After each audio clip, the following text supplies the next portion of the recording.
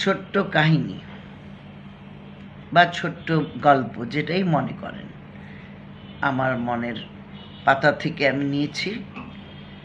উদাসী এই মনে আমি যা চেয়েছি, আশাহীন হৃদয় দুয়ারে স্মৃতি দিয়ে আজ সব ঢেকে রেখেছি। মনে কি পড়ে কৈশোরের পুতুল খেলার মতো আমাকে নিয়ে যে খেলা খেলেছ? আমি কখনো বলিনি স্বস্তিতে থাকতে দাওনি, পদে পদে যন্ত্রণায় ফেলেছিলে। যন্ত্রণা কাতর আমি একদিন তোমার চালিত যন্ত্র বনে গেলাম। আমি একা হয়ে গেলাম, আমার হৃদয়টা এলোমেলো করে দিলে। আজও আমি কিছু চাইব না, আমি তোমাকে দোষ দিব না। আমি জানি যে ভালো তাকেই সব দোষ কাঁধে নিতে হয়। আমি জানি যে ভালো তাকে সব দোষ কাঁধে নিতে হয়।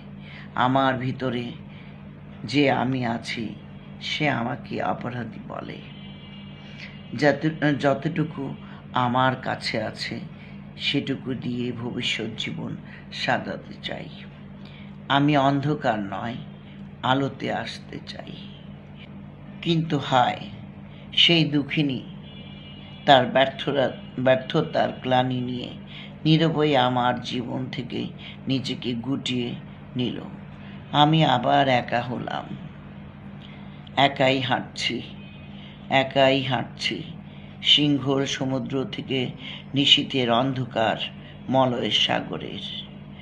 জানি না এ চলার শেষ কোথায়। এত ক্ষুদ্র অথচ নির্মল পবিত্র স্বপ্ন কি পূরণ হবে না?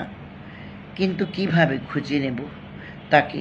কোন নীতিতে পরিমাপ করব তার হৃদয়ের বিশালত্ব? বংশমর্যাদা, বাহ্যিক সৌন্দর্য আর আভিজাত্য দেখলে তো আজকাল মানুষের নৈতিকতাকে জানা যায় না।